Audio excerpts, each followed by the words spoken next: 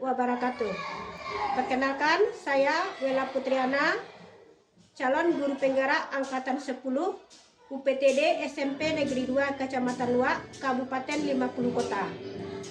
Hari ini saya akan melakukan sesi wawancara modul 3.1, yaitu pengambilan keputusan berbasis nilai-nilai kebajikan sebagai pemimpin.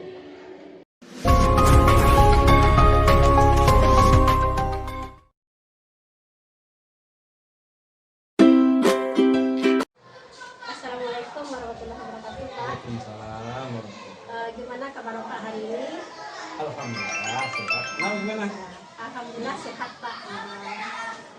Pak, di sini saya akan mewawancari Pak, yaitu tentang pengambilan keputusan berbasis nilai-nilai kebajikan sebagai pemimpin. Iya. Mungkin saya akan minta waktu Pak untuk wawancara Pak. Pak, saya ingin tanya, Bapak sebagai kepala sekolah di sini, selama ini bagaimana Bapak mengidentifikasi kasus-kasus yang merupakan dilematika atau bujukan moral? Ya, memang masalah dilema itu banyak timbul, tapi kita harus bisa kita membuat keputusan. Dan keputusan itu tidak harus langsung dari sekolah. Kita dulu kan punya wakil, punya staf guru, punya kawan-kawan yang lain, punya BK. Kita kan bisa dulu konsultasi terlebih dulu, kemudian kita cari akar permasalahan, lalu kita musyawarahkan apa langkah-langkah yang harus kita ambil. Lalu bagaimana Bapak menjalankan pengambilan keputusan di sekolah Bapak, terutama untuk kasus-kasus di mana ada dua kepentingan yang sama-sama besar atau sama-sama mengandung nilai kebajikan? Ya, setiap keputusan itu pasti mempunyai risiko. Setiap ada keputusan pasti ada risiko. Dan kita harus mencari atau meminimalisir masalah risiko yang terendah. Tapi masalah keputusan ini tidak bisa diambil langsung ke sekolah. Kita juga akan menunggu atau istilahnya kita harus menanyakan kepada teman-teman, minta informasi kepada kawan, kemudian kita musyawarahkan, baik musyawarah secara resmi atau tidak resmi. Dari sana nanti input-input yang masuk, di sana kita bisa mengambil apa langkah-langkah yang bagus.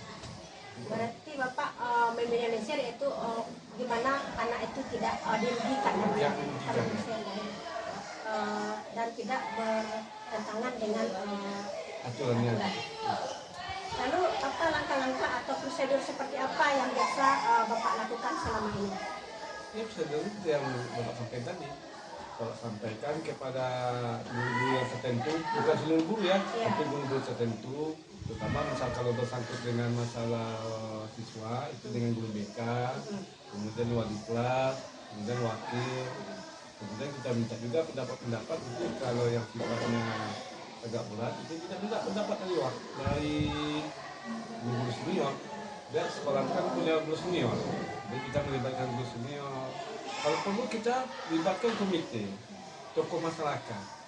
Sebab keputusan suatu itu tidak yang sifatnya berarah kepada anak, kita nggak bisa melakukan dulu. Nanti Bapak misalnya kan di sekolah kita kan ada tim BK, Iya. kita review dulu Iya. mana dia solusi kesalahannya. Ya. Lalu hal apa saja yang selama ini Bapak anggap efektif dalam pengambilan keputusan pada kasus-kasus dilema etika? Ya, yang efektif ya melibatkan semua orang, efektif. Dilibatkan semua orang, Kita ambil satu keputusan bersama. Itu lebih efektif. Ya, di dalam rapat Ya. dalam forum untuk rapat. Lalu hal-hal apa saja yang selama ini merupakan tantangan dalam pengambilan keputusan pada kasus dilema etika? Jadi kalau tantangan tidak semua orang bisa menerima. Apapun yang akan diambil satu keputusan, tidak semua orang bisa menerima. Mungkin ada Pro dan kontra.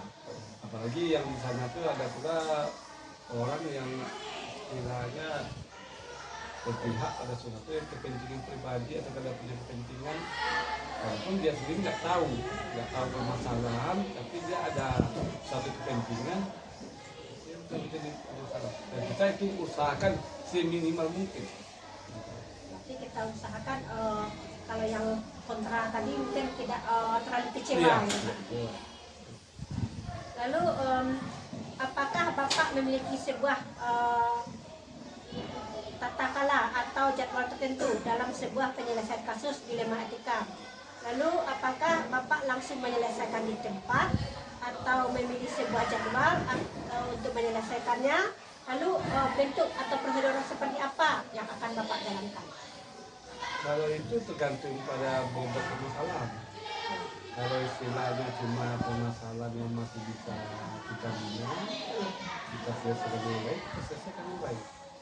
Tapi kalau lah menyangkut nanti masalah etika, menyangkut masalah moral, sosial, hubungan masyarakat, ya sebenarnya kita akan memakai istilahnya musyawarah bersama.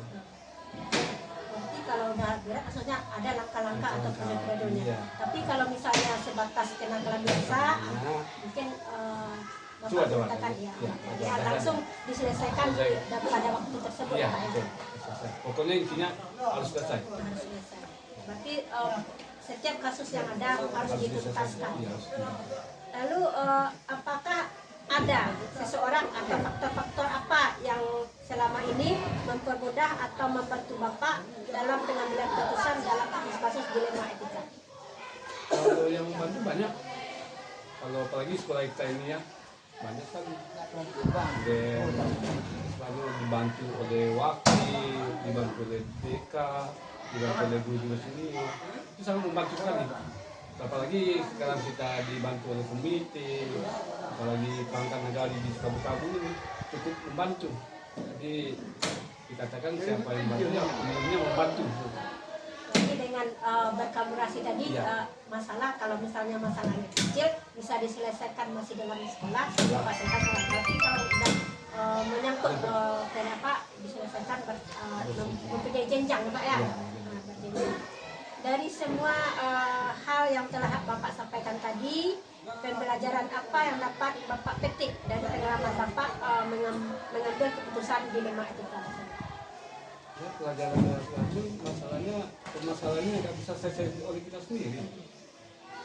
Masalah yang mungkin tidak, kita sebagai pimpinan nggak akan bisa menyelesaikan masalah itu sendiri. Kita harus berkolaborasi baik dengan kawan-kawan sama guru, dengan masyarakat maupun perangkat negara. Kita akan bersama.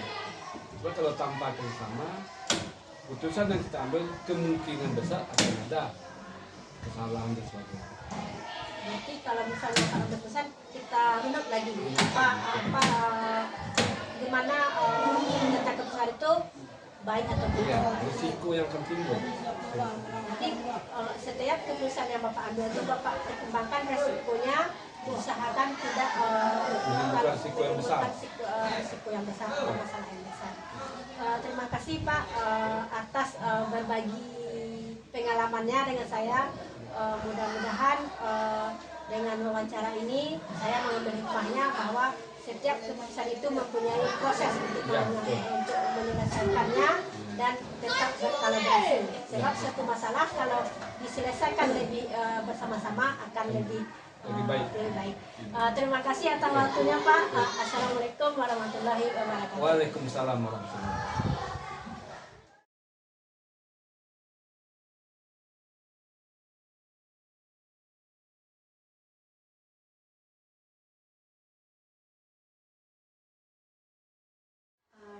Assalamualaikum warahmatullahi wabarakatuh.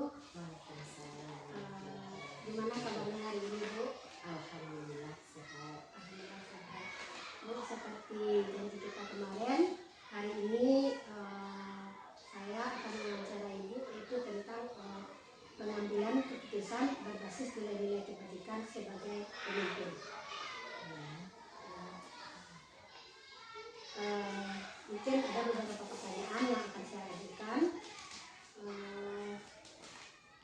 Saya tanya, Ibu sebagai kepala sekolah di sini sudah berapa tahun?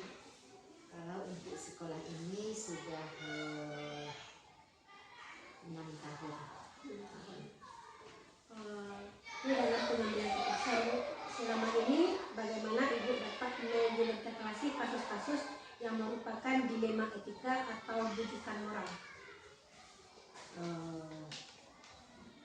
Ini apabila ada dilema moral terjadi, itu biasanya kami mengambil keputusan itu yang pertama sekali dulu melalui musyawarahkan dengan bersama majelis tinggi. Kemudian nanti tentu tolak ukur dalam pengambilan keputusan itu tentu adalah bagaimana supaya etika itu mengarah kepada kebaikan, bisa hendaknya berubah kepada kebaikan. Selama ini bagaimana Ibu menjalankan penyelesaian di sekolah Ibu, terutama untuk kasus-kasus di mana ada kepentingan yang sama-sama benar atau sama-sama mengandung nilai kebajikan? Kalau ada dua versi yang sama-sama ada unsur kebaikan, tentu kita lihat mana kepentingan itu, kebaikan itu yang lebih berpihak kepada siswa. Tentu itu yang harus kita utamakan. Jadi kepentingan yang atau keputusan diambil berdasarkan kepentingan yang berpihak kepada siswa atau tidak merugikan siswa. Tidak merugikan siswa. Lalu langkah-langkah apa yang Ibu atau prosedur apa seperti apa yang akan Ibu jalankan selama ini? Alhamdulillah selama ini kalau dilema yang mengenai etika itu belum ada lagi yang berat gitu, masih yang ringan-ringan saja yang terjadi. Cuma itulah kalau pengambilan keputusan itu ya cuma dicarikan bagaimana supaya dengan keputusan yang diambil itu hendaknya siswa itu bisa berubah kepada kebaikan. Lalu hal apa saja yang selama ini Ibu anggap efektif dalam pengambilan keputusan pada kasus-kasus dilema etika? Kalau dalam dilema etika ini tentu strategi yang kami ambil itu dengan membentuk tim TPPK. Jadi tim TPPK inilah yang bergerak. Kemudian nanti kalau ada kasus, tim TPPK ini yang bergerak. Kalau ada kendala dia nanti baru kami sebagai kepala sekolah itu terjun untuk menanggapi. Sampai saat ini alhamdulillah itu masih bisa diselesaikan oleh tim TPPK. Berarti tim TPPK yang terlebih dahulu menyelidiki atau lalu Bu, apakah Ibu memiliki sebuah tata kala atau jadwal tertentu dalam sebuah penyelesaian kasus dilema etika? Apakah Ibu langsung menyelesaikan di tempat atau memiliki sebuah jadwal untuk menyelesaikan, atau bentuk atau penyelesaian tersebut apa yang Ibu jalankan? Kalau yang dilema etika ini kan bukan kejadian rutin. Jadi memang kami tidak mengadakan jadwal khusus.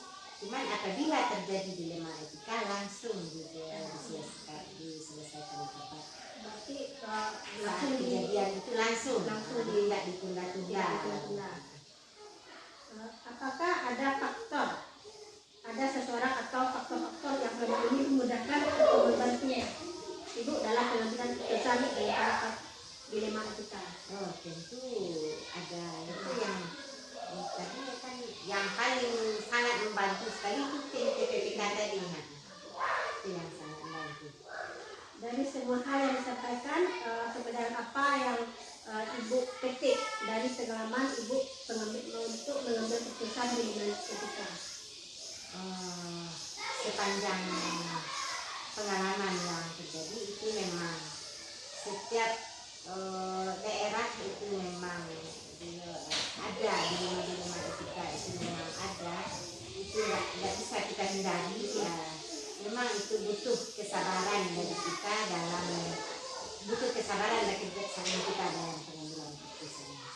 Tapi dalam keputusan itu kita pengen merunut apa kejadiannya. Dirunut dulu, lalu dibawa ke forum atau itu tadi dibawa ke majelis guru karena kedepannya nanti lalu dipertimbangkan lagi kebaikan dan keburukannya, apa kebaikannya atau untuk siswa. Jadi lebih bertolak mudah-mudahan di sini tidak ada yang maksudnya tidak besar atau yang alhamdulillah sampai saat ini dapat belum ada yang diselesaikan besar. dengan musyawarah dan waktunya dengan secepat mungkin. Mungkin hanya itu wawancara dari saya, Bu. Terima kasih atas waktunya. Assalamualaikum warahmatullahi wabarakatuh.